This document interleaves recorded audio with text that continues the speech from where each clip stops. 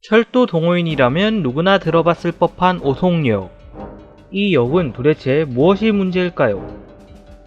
오송역이 욕먹는 이유를 알아보자. 오송역은 충청북도 청주시 오송읍에 있는 철도역입니다. 충북선으로는 무궁화호와 로리로가 다니고 고속선상으로는 KTX와 SRT가 다닙니다. 그리고 오송역은 KTX 경부선과 호남선의 분기역입니다. 서울에서 광주로 가는 KTX는 오송역까지는 경부고속선을 타고 오송역부터 호남고속선으로 진입해 광주 송정역으로 갑니다. 오송역 자체는 1921년부터 존재했지만 이때의 이야기는 좀 생략하도록 하겠습니다. 1989년 경부고속선의 건설이 국책사업으로 선정되었습니다. 이때 대략적으로 결정된 선형은 서울에서 천안, 대전, 대구, 경주, 부산으로 가는 노선이었습니다. 이 노선은 충청북도를 경유하지 않았고 이에 충북, 특히 고속선 예정지와 가까웠던 청주 지역은 크게 반발하였습니다.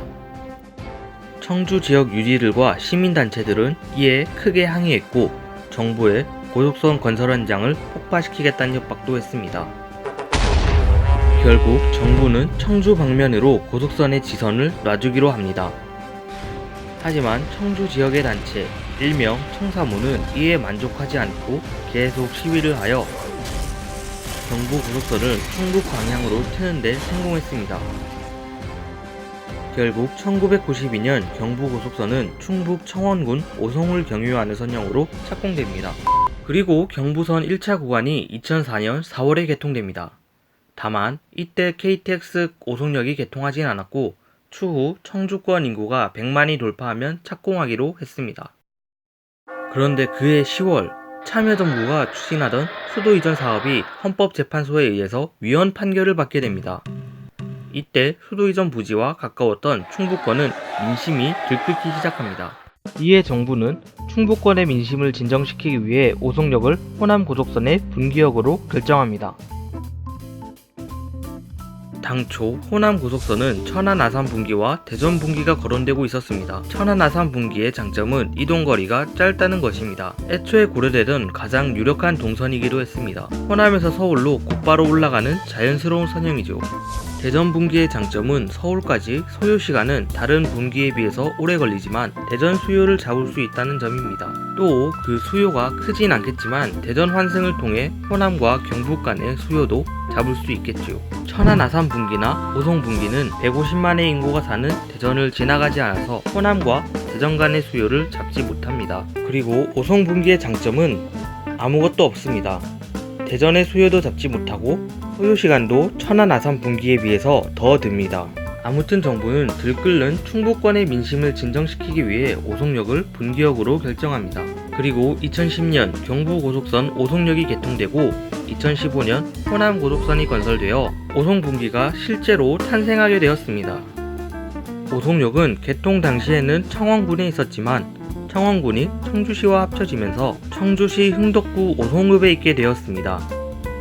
한때 청주시가 아닌 청원군에 있었던 점에서 짐작할 수 있겠지만 이 역은 청주 시내에서 거리가 아주 멉니다. 그래서 청주에서도 이 역을 그다지 이용하지 않습니다.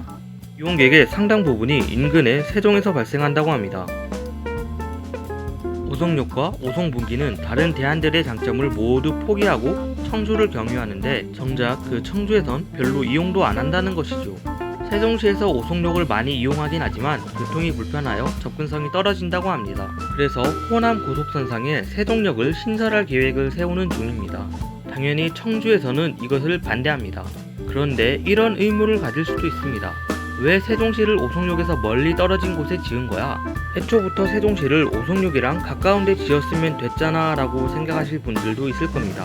세종시가 오송역에서 멀리 떨어진 곳에 지어진 이유는 오송역이 분기역으로 결정되면서 땅값이 크게 올랐고 토지 보상비가 증가했기 때문입니다.